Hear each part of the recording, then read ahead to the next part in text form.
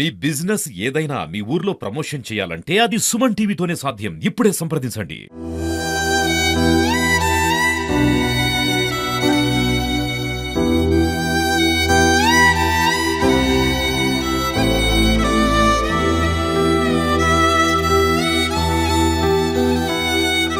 నిజంగా ఇక్కడ ఖమ్మం నగరంలో ఒక ఇలాంటి దృశ్యాలు, ఇక్కడ మహిళలు ఏడుస్తూ ఉన్నారు. ప్రతి ఒక్కరు కూడా వారి ఇల్లు కూలిపోయింది. ఎంతో కష్టపడి కట్టుకున్నటువంటి ఇల్లు ఇలా వరదలో చిక్కుకుపోయి కూలిపోయినటువంటి పరిస్థితి. ఇలా అందరూ కూడా ఏమైందమ్మా? అక్కడ మొత్తం మొత్తం కట్టాలి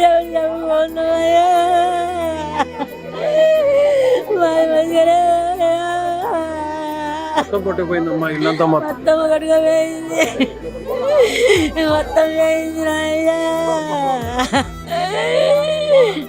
ఇలాంటి దృశ్యాలు, ఒకవైపు ఆమె ఇల్లు కూలిపోయిందని ఒకరినొకరును మహిళలు పట్టుకొని ఏడ్చేటువంటి దృశ్యాలు ఒకవైపు అయితే, ఇక్కడ ఆహారం కోసం అందరూ కూడా గుంపులు గుంపులుగా అక్కడ వారు ఆహారం కోసం తోపులాట జరిగేటువంటి పరిస్థితి. ఇలాంటి సిచ్యువేషన్ అంటే ఒకవైపు ఇల్లు కూలిపోయింది, ఆ ఇంటిని చూసుకుంటున్న మరొక వైపు మరొక చేతితో ఇక్కడ ఆహారాన్ని తీసుకునేటువంటి పరిస్థితి.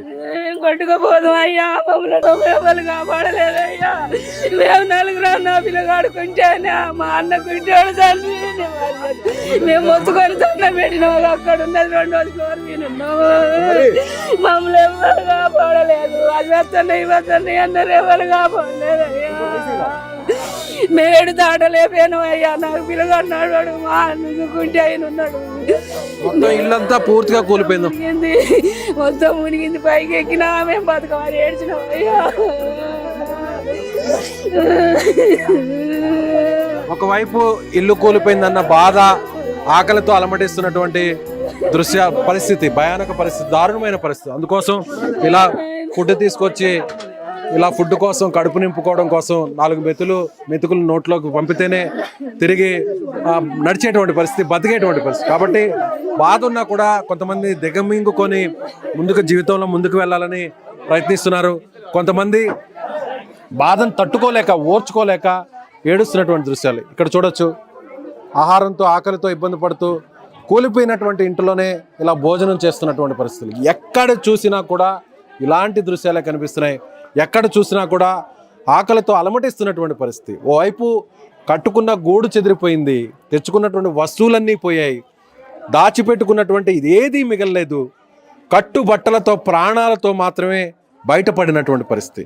అలాంటి దృశ్యాలు ఎక్కడ చూసినా ఖమ్మం నగరంలో కనిపిస్తున్నాయి. బురద చూడొచ్చు, ఏ స్థాయిలో ఇక్కడ బురద పేరుకుపోయిందో చూడొచ్చు. ఎక్కడికి వెళ్ళినా కూడా ఇలాంటి పరిస్థితి. పైన మొత్తం రేకులన్నీ కూడా మొత్తం పూర్తిగా కొట్టుకుపోయాయి. కేవలం కొన్ని గోడలు మిగిలాయి. ఈ ఇంటిని తిరిగి ఎలా పునర్నిర్మించుకోవాలనేది ఆలోచన చేస్తున్నటువంటి పరిస్థితి ఇక్కడ ఉన్నటువంటి వారు. ఈ బురదనంతా క్లీన్ చేసుకుంటున్నారు. తలుపులు కూడా పూర్తిగా కొట్టుకుపోయినటువంటి పరిస్థితి. అంటే ప్రతి ఒక్కరు కూడా ఇంట్లో విలువైనటువంటి వస్తువుల్ని, నగదును, బంగారుని ఇలాంటి బీరువాల్లో జాగ్రత్త చేసుకుంటుంటారు. ఇలాంటి బీరువాల్లో ఉంటే దొంగలు వచ్చినా కూడా, లేదంటే ఎవరైనా దొంగతనం చేయడానికి కూడా ఇబ్బంది లేకుండా ఉంటుందని ఇలా బీరువాలను అందరూ కూడా జాగ్రత్త చేసుకొని మాస్టర్ బెడ్రూమ్స్లో లేదంటే విలువైనటువంటి గదుల్లో పెట్టుకుంటారు. కానీ ఇప్పుడు ఈ బీరువాలో ఏ ఒక్క వస్తువు మిగలలేదు. కనీసం ఒక చిన్న వస్తువు కూడా మిగలలేదు. చూడొచ్చు, ఏమీ లేదు. మొత్తం అంతా బురదతో నిండిపోయింది, ఖాళీ అయిపోయినాయి, ఏమీ లేవు, ఏ వస్తువు మిగలలేదు. ఇలా ప్రతి ఇంటిలోనూ, ఎన్నో ఇళ్లల్లో ఇలాంటి దృశ్యాలే మనకు కనిపిస్తున్నాయి. ఎక్కడ చూసినా కూడా ఇలాంటివే కనిపిస్తాయి. జస్ట్ ఇక్కడ ఇంటి మహిళ ఉన్నారు, ఆమెతో మేడం, మా బీరువాలో ఏం లేవు, ఏం కనపట్లేదు. బంగారం పెట్టినాం, బంగారం పోయింది, చీరలు, పిల్లల సర్టిఫికెట్లు, ఈ ఇల్లు పట్ట కాగితాలు, కొన్ని డబ్బా ఆటో కాగితాలు, పైన సన్నసైలు వేసిన సామాన్, మొత్తం ఇత్తడి సామాన్, రాతండి సామాన్ మొత్తం కొట్టుకొని పోయినాయి. అసలు ఏం మిగిలలే మాకు. ఈ బీరువాని ఒకప్పుడు పట్టు చీరలు, నగదు, డబ్బులు అన్నిటితో ఫుల్గా నిండుగా ఉండేది. కానీ ఇప్పుడు చూస్తుంటే ఆ బీరువాని నాకే బాధ అనిపిస్తుంది. మాకు బాధ అనిపించి 3 రోజుల నుండి ఎడతాను. అసలు నీళ్ళలో కూడా చిక్కుకున్నాం. మేము అక్కడ నీళ్ళలో చిక్కుకొని ఎడతాండి. అసలు మమ్మల్ని ఎవ్వరు కాపాడడానికి రాలేదు. పైన మొత్తం మునిగిపోయినాయి, మొత్తం మునిగినాయి. మేము ఒక 2వ ఫ్లోర్ మీద ఉన్నాం. కొంచెం ఇంత అయితే మేము నీళ్ళలో కొట్టుకుపోవడమే. ఎంతమంది ఫోన్లు చేసినా, ఎట్లా చేసినా అసలు ఎవ్వరు రాలేదు. అప్పుడు నీళ్ళలో ఉండిపోయారా మీరు? కొంచెం అయితే నీళ్ళలో కాళ్ళ కాడికి వస్తాయి నీళ్ళు. మొత్తం 2వ స్టేర్ మునిగింది, 3వ స్టేర్ దగ్గరికి వస్తాయి నీళ్ళు. అసలు మాకు ప్రాణం లేదు, ఇంకా చచ్చిపోతాం అనుకున్నాం. అంత భయం వేసింది ఆ స్థాయిలో వచ్చేసాయి? బాగా వచ్చినాయి. అసలు కొంత లేట్ అయితే ఇబ్బంది పడ్డారు. చచ్చిపోయి మునిగిపోతుంది ఇక కొద్దిగా అయితే. మా వాళ్ళు అక్కడ బయట ఉండి మొత్తం అన్ని వాళ్ళకి అందరికి ఎవరికి ఫోన్లు చేసినా ఏం చెప్పినా అసలు ఎవరు ఏం పట్టించుకోలే మమ్మల్ని. మాదైతే 3 గదులు ఇల్లు, రేకులు మొత్తం వేనాయి. మా సామాను 3 గదులు నిండా సామాను మొత్తం కొట్టుకుపోయింది. పట్ట కాగితాలు వేనాయి, పిల్లల సర్టిఫికెట్లు వేనాయి, చదువుకున్న బుక్కులు 3-4 బస్తాల బుక్కులు వేనాయి. అన్ని మొత్తం నీళ్ళ పాలైపోయినాయి.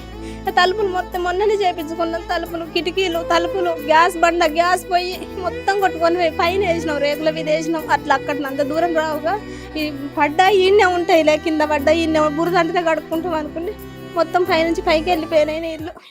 ఇలా ఎంతోమంది సామాన్యులు ఇటుకు మీద ఇటుకును పేర్చుకుంటూ ఇలా కష్టపడి ఇళ్లను నిర్మించుకున్నారు. విలువైన వస్తువులంతా కూడా జాగ్రత్తగా పెట్టుకొని భద్రపరుచుకున్నటువంటి పరిస్థితి. కానీ ఒకే ఒక్క రాత్రి, ఒకే ఒక్క రోజు మొత్తం తలకిందులు చేసేసినటువంటి పరిస్థితి. అప్పటి వరకు ఎంతో ప్రశాంతంగా ఉన్నటువంటి జీవితాలన్నీ కూడా ఇలా ఇప్పుడు పూర్తిగా ఇల్లు నేలమట్టమై రోడ్డు మీద పడిపోతున్నటువంటి పరిస్థితి. మరొక వైపు 3 రోజుల నుంచి ఇలాంటి పరిస్థితి ఉంది. వచ్చి ఇంటిని చూసుకుంటే వస్తువులు ఏమన్నా ఉన్నాయని చూసుకుంటే ఏ ఒక్క వస్తువు మిగిలినటువంటి పరిస్థితి. ఇంటిలో పైకప్పు కూలిపోయింది, గోడలు కూలిపోయాయి, ఏ వస్తువు లేదు, మొత్తం బురదతో నిండిపోయింది. మరొక వైపు పిల్లల్ని పెట్టుకొని వారికి ఆహారం తినిపించాల్సినటువంటి పరిస్థితి.